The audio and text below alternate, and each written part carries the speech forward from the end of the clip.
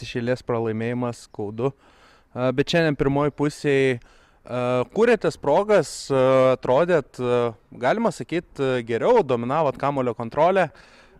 Kiek pozityvių ženklų pasiemat iš šitų rungtynių su komanda, kuri po šitų rungtynių pakilo iki pirmos vietos turnyrinėje lentelėje? Jo, smagu iš vienos pusės tikrai, bet dienos pabaigoje pasižiūri ir matai 0 taškų savo sąskaitoj, bet manau, kad turėjom tikrai geras rungtynės, kas liečia žaidimą su kamuoliu, turėjom nemažai momentų, manau, kad turėjom daugiau realių momentų netgi už varžovus šitose rungtynėse pelnyti įvartį. Aišku, kažkur pritrūko tos kokybės, bet džiaugiuosi tai žaidėjais, kurie išeina, džiaugiuosi žaidėjais nuo suolo, kurie pakyla, kurie tikrai įneša kažkokios gyvybės, kai to labai jau reikia ir sakau, labai tikiuosi, kad toliau turėsim tiek pat momentų ir kitose rungtynėse ir vis tiek. Kai tiek momentų turi, kažkada turi tą sėkmę ir tau nusišypsoti. Šį sezoną turi tą problemą su pirmais kėliniais, rungtynėse su Tauragės Tauru 4 praleidot per pirmą kėlinį. Šiandien atvirkščiai atrodė tas pirmas kėlinys labai gerai.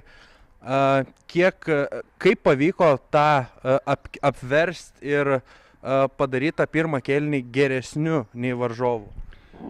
Galbūt padėjo tą pauzę, kurią turbūt dabar turėjom rinktinių pertrauką, žaidėjai gavo kažkiek poilsio, galbūt jau ir buvom pavargę truputėlį ir viens nuo kito ir reikėjo tokio biški poilsio. Galbūt tas padėjo šiek tiek treniruotėse, intensyvumo dadėjom, kas tikrai patiko šią savaitę ir tą patį žaidėjom, sakiau, kad prieš tai treniravomės gan kitaip, bet sakau, ši savaitė buvo tikrai labai gera ir matyti tiek nedaug tai reikia, kad treniruočių procesas būtų visai kitokio lygio, vienas kitą stumtų. Ir aikšteliai paskui tas atsispindi, tai sakau, tikiuosi, kad žaidėjai supras šitą žinutę ir toliau.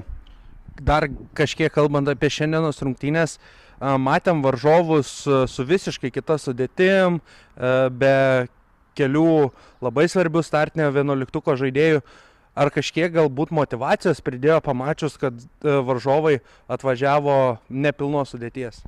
Žinot, ruošiamės iš tų rungtynių, ką jie būna sužaidę anksčiau, tai tikrai nei planavom, nei ruošiamės, kad varžovai šiandien žais tokia sudėtim, visą laiką planuojam, kad žais stipriausiai žaidėjais to, ką turi ir tikrai niekada neakcentuoju to dalyko, kad dabar žaisim vienaip ar kitaip, nes žaidžia kitas sudėtis. Čia turbūt yra jų reikalai, mes žiūrim savo ir, sakau, ruošiamės dieną iš dienos žais prieš stipriausius. Ačiū treneri ir sėkmės nutrauktą seriją.